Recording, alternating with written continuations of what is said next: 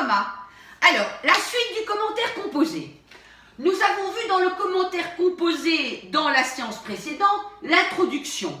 L'introduction, c'est terminé. Donc là, dans votre tête, vous avez eu l'introduction, vous savez à quoi ça ce que ça représente. Donc on termine. Là maintenant, on va arriver, après la fin de l'introduction, on avait notre problématique.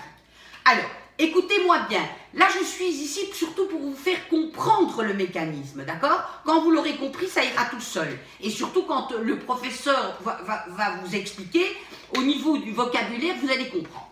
Alors, au niveau de la problématique, si vous êtes devant votre feuille d'examen, et vous aurez plusieurs possibilités. Si par exemple, vous avez un texte de La Fontaine, n'hésitez pas, prenez-le. Parce que pour moi, à mon avis, c'est le plus facile, d'accord? Alors, dans la poésie, il y aura aussi des facilités, mais vous allez comprendre. Donc, exemple dans la problématique pour une fable de Jean de La Fontaine. Eh bien, la problématique, ça va être que critique La Fontaine par rapport à cette fable.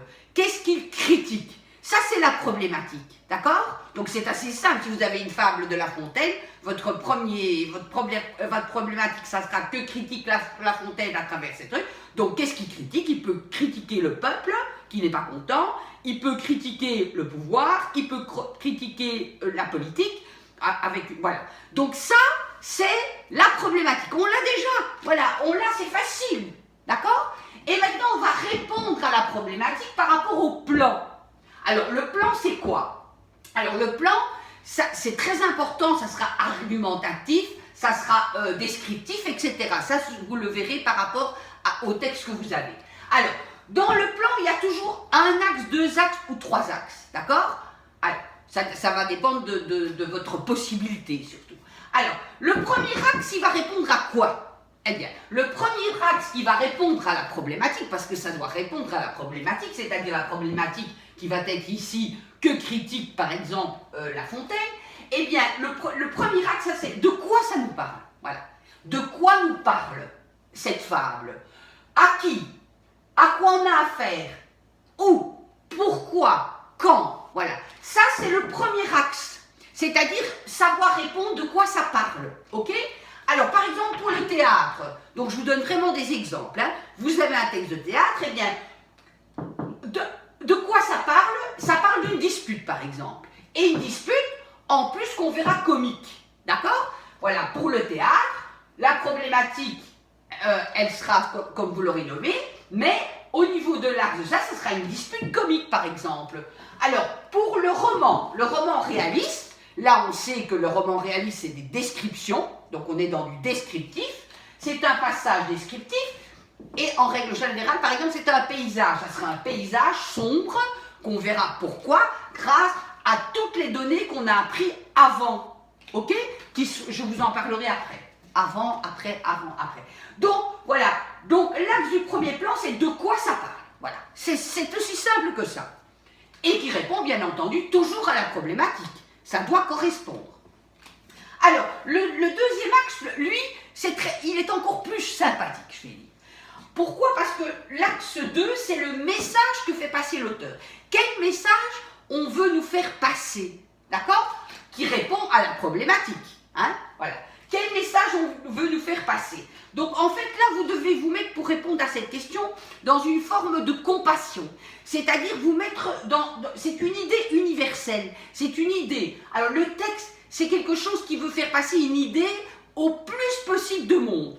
Bien entendu, après, on verra comment on le fait. D'accord? Mais là, l'axe 2, c'est le message, l'idée universelle qu'on veut faire passer. D'accord? Alors, comment on y parvient? Comment l'auteur parvient à faire passer ce message universel?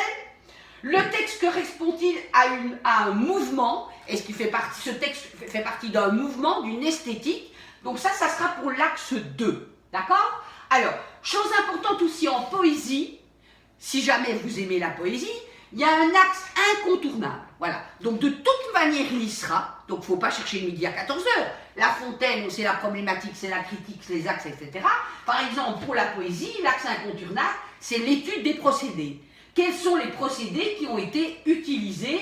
Comment est-ce que ce poète est fait? Voilà. D'accord? Et un, comment il est fait, et deux, quel est l'effet que ça produit. Ça peut produire une tristesse, une amertume, etc. Donc ça, c'est bien. Alors, tout ce qui vous sera Alors, l'axe 3, je vais le faire dans la séance suivante. L'axe 3, donc un premier axe, deuxième axe.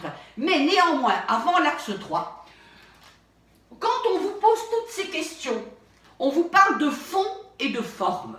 Le fond et la forme. La forme, c'est tout ce qui est utilisé comme procédé. Le fond, c'est l'histoire.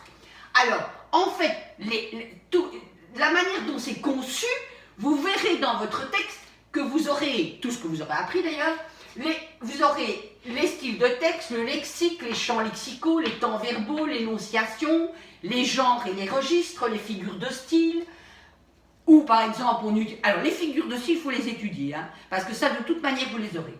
Alors, le vocabulaire, est-ce que c'est mélioratif, péjoratif, etc.